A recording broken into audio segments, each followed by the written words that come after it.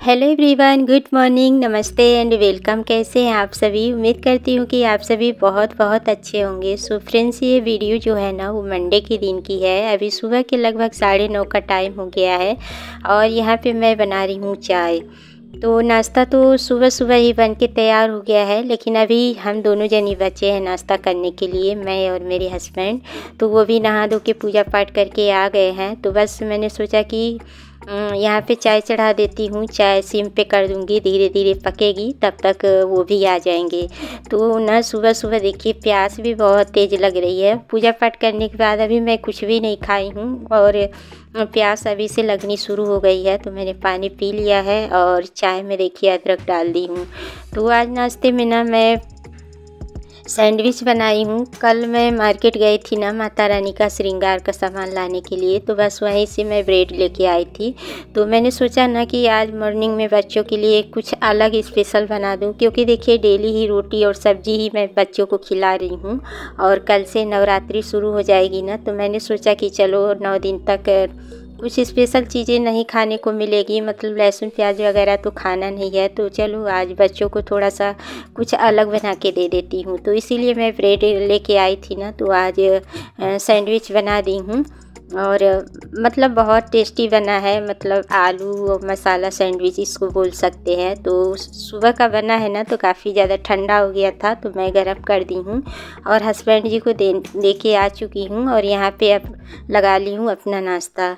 तो बस मेरा भी नाश्ता वगैरह हो गया है और जब तक मैं नाश्ता की हूँ ना, तब तक गैस भी अच्छे से ठंडी हो गई है। तो बस यहाँ पे कर लेते हैं साफ़ सफाई, गैस की क्लीनिंग।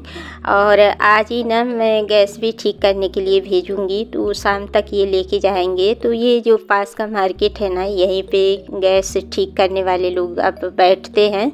तो बस शाम को मेरा भी गैस सही हो जाएगा। तो देखिए यहाँ पे ना मैं पर्दे वगैरह हटा रही हूँ मंदिर का। और कल से नवरात्रि है, तो जो भी साफ़ सफाई करनी है ना, आज मुझे वही साफ़ सफाई करनी है। तो यहाँ पे देखिए मैं सर्फ़ के पानी में भिगा दी हूँ और थोड़ी देर छोड़ दूँगी। तब तक मैं आ गई हूँ बेडरूम में बेडशीट वगैरह चेंज करने के लिए। तो आज देखिए 5:30 की उठी हूँ और मतलब सांस लेने की भी मुझे फुर्सत नहीं मिली है। आज इतना ज़्यादा काम है मेरे ऊपर कि क्या ही बताऊँ मैं। आप लोग देख सकते हैं कि मैं कंघी तक नहीं कर पाई हूँ। और कभी कभी ऐसा ही होता है, दिन इतना ज़्यादा बिजी हो जाता है ना कि अपने लिए भी समय निकालना ना बहुत ज़्यादा मुश्किल हो जाता है। तो कल से नवरात्रि शुरू हो जाएगी। कल तो पूजा पाठ में ही पूरा दिन बीतेगा, इसलिए जो भी साफ़ सफाई है, जैसे किचन की सफाई, फ्रिज की सफाई या बेडरूम की, वो सारा कुछ मुझे आज ही करना है। तो बस इसीलिए सुबह सुबह से ही लग गई हूँ अपने कामों में। तो किचन की भी तो साफ़ सफाई मैं पहले भी कर चुकी हूँ और आज भी की हूँ। और उसके बाद से यहाँ पे दोनों रूम का बेडशीट वगैरह जो है ना, उसको मैं चेंज करके और दूसरी बिछा दूँगी। तो देखिए 9 दिनों माता जी का पूजा अर्चना होगा, साफ़ सफाई भी करनी ज़रूरी है। वैसे तो डेली साफ़ सफाई देखिए होती ही रहती है, ऐसा नहीं है कि घर गंदा रहता है। लेकिन जो स्पेशल पूजा होती है ना, जैसे त्यौहार है या कोई पूजा पाठ आने वाला है, तो अलग ही मन में वो एनर्जी टाइप की होती है ना कि अपने घर को बहुत अच्छे से साफ़ सुथरा रखा जाए, अपने घर को अच्छे से सजाया जाए, संवारा जाए, क्योंकि माता रानी हमारे घर आने वाली हैं।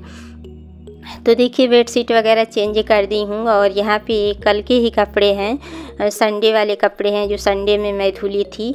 तो ये भी इसी चेयर पे थे और ये चेयर हमेशा यहीं रहती है। जब खाली रहती है ना, तो हस्बैंड जी बैठते हैं, और जब ये नहीं रहते हैं ना, तो जो भी सूखे कपड़े होते हैं या गीले कपड़े होते हैं ना, बच्चे यहीं पे छोड़ देते हैं। मतलब हल्का फुल्का भीग जाता है ना, बच्चे नहाने जाते हैं, तो वो भी कपड़े यहीं पे छोड़ देते हैं ताकि मम्मी यहाँ से उठा के धुल दे।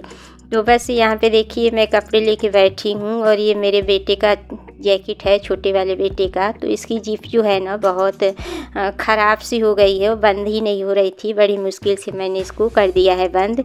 तो बस यहाँ पे सारे कपड़े को मैं कर दूँगी फोल्ड। और इसमें सभी के ही कपड़े हैं, मेरे भी हैं, दोनों बेटे के हैं, बेटी का और हस्बैंड का, सबका है।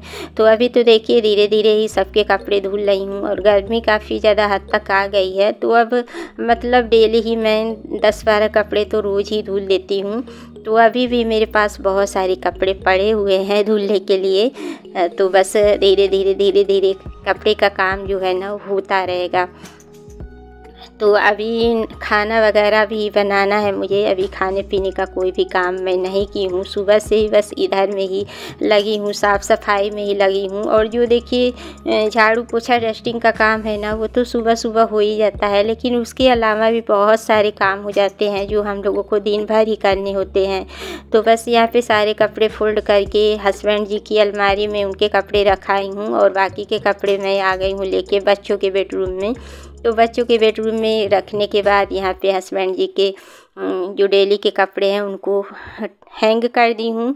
और यहाँ पे देखिए जो पर्दे वगैरह मैं साफ़ की थी ना, ये भी बहुत अच्छे से सूख गए हैं, तो बस इनको यहाँ पे लगा दूँगी। और इस बार ना मैं मतलब माता रानी की चौकी ना मंदिर में ही लगाऊंगी। वैसे तो हर बार देखिए मैं माता रानी की चौकी हॉल में ही लगाती हूँ, क्योंकि मेरा मंदिर ना बहुत ज़्यादा छोटा है, इस वजह से बहुत दिक्कत होती है पूजा पाठ करने में। तो इसीलिए मैं सोची हूँ कि इस बार ना मंदिर में ही पूजा करूँगी नवरात्रि की। तो यहाँ देखिए मैं कल पहनने के लिए ना साड़ी को साफ़ की हूँ। तो कभी कभार कुछ साड़ी को पहन के कुछ खा पी लेते हैं ना, तो साड़ी जूठी हो जाती है।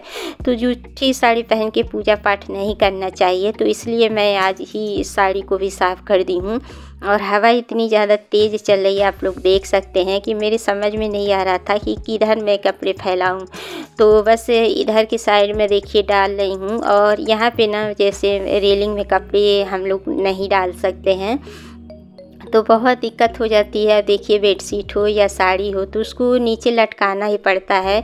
अंदर तो मैं रस्सी लगाई हूँ, लेकिन बड़े जो लटकने वाले कपड़े हैं ना वो सही से हो नहीं पाते हैं। तो अभी दोपहर का टाइम है ना, तो मैंने इस साइड साड़ी फैला दिया है। अगर गार्ड भैया का फ़ोन आएगा तो फिर मैं हटा दूँगी। वैसे इस टाइम पे नहीं आता है, मॉर्निंग में अगर आप कपड़े रेलिंग पे डालो ना तो बहुत फ़ोन आने लगते हैं, क्योंकि जो सोसाइटी के मैनेजर हैं ना वो घूमते रहते हैं। तो पता नहीं क्यों लोग कपड़े नहीं डालने देते हैं। तो मेरे तो समझ में नहीं आता है कि बताइए इतने सारे कपड़े हैं कहाँ कोई फैलाएगा। तो बस इधर कपड़े डाल दी हूँ और आसन वगैरह भी सारा कुछ मैं आज साफ़ कर दी हूँ। मतलब मंदिर के जो भी बर्तन थे या यूँ कहिए कि कपड़े वगैरह आज सब मैं क्लीन कर दी हूँ। तो बस देखिए यहाँ पे अब मैं आप लोगों से शाम के टाइम मिल रही हूँ। उसके बाद से कपड़े वगैरह फैलाने के बाद मैं खाना बनाई, सबको खाना वगैरह खिलाने के बाद फिर मैं जाके लेट गई। सोई तो नहीं थी, क्योंकि ये होता है ना कि अगर फ़ोन वगैरह आने लगता है ना बीच बीच में तो नींद नहीं आती है। तो किसी न किसी का तो फ़ोन आ ही जाता है, इस वजह से नींद ख़राब हो जाती है। तो देखिए किसी को मना भी तो नहीं कर सकते हैं कि भाई इस टाइम फ़ोन मत करो, किसी का भी फ़ोन आ सकता है। तो बस इसीलिए मैं लेटी थी, नींद नहीं आई थी तो लेटी थी। और अब शाम का टाइम हो गया है, तो आप लोग बर्तन का ढेर देख सकते हैं, कितने ढेर सारे बर्तन इकट्ठे हो गए हैं। तो सुबह से लेके और शाम तक के ही बर्तन हैं सारे। तो चलिए फटाफट से बर्तन को साफ़ कर लेते हैं।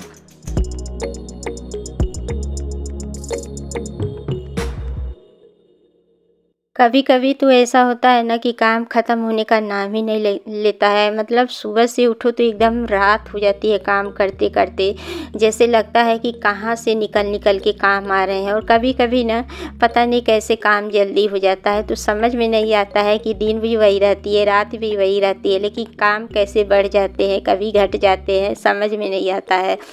तो बस काम तो काम है, काम तो करना ही है, चाहे काम बड़ा हो चाहे छोटा हो, हर हाल में काम करना ही है।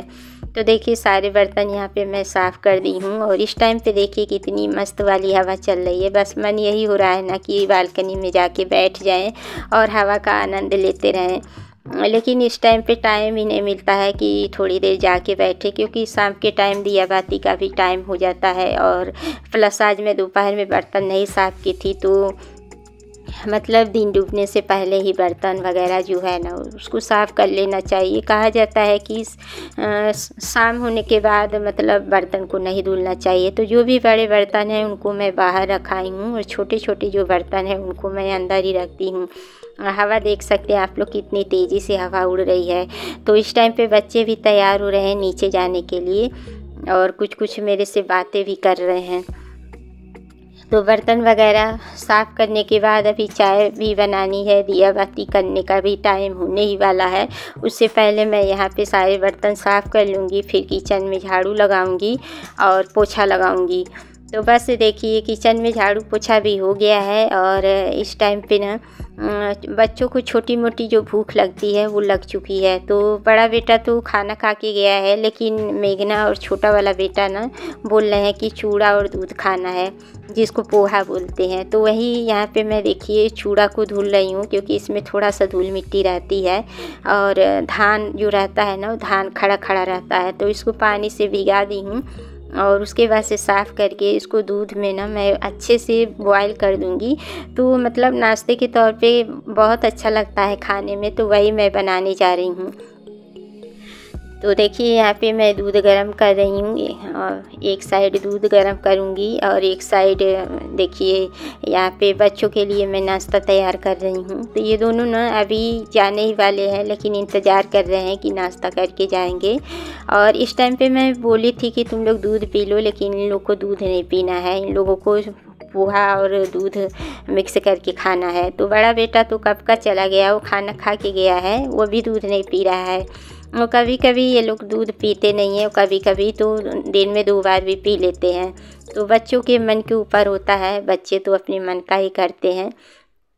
तो देखिए यहाँ पे छोटा बेटा मेरा इधर से उधर घूम रहा है ताकि जल्दी से नाश्ता तैयार हो जाए और वो खा के जाए। इस बीच इनके दोस्तों का भी फ़ोन आ चुका है कि जल्दी तुम लोग आओ खेलने के लिए। तो बच्चे इंतज़ार करते रहते हैं ना, बच्चों का अपना ग्रुप होता है, सब बच्चे आ जाते हैं तो सब मस्ती करते हैं, खेलते हैं। तो अभी इन लोग को जल्दी मची नीचे जाने के लिए। तो देखिए मैंने फ़ैन को ऑन कर दिया है और जो चूड़ा दूध मैं गरम की थी ना उनको बाउल में डाल दी हूँ ताकि जल्दी से ना ठंडी हो जाए और ये लोग खा के नीचे जाएं खेलने के लिए।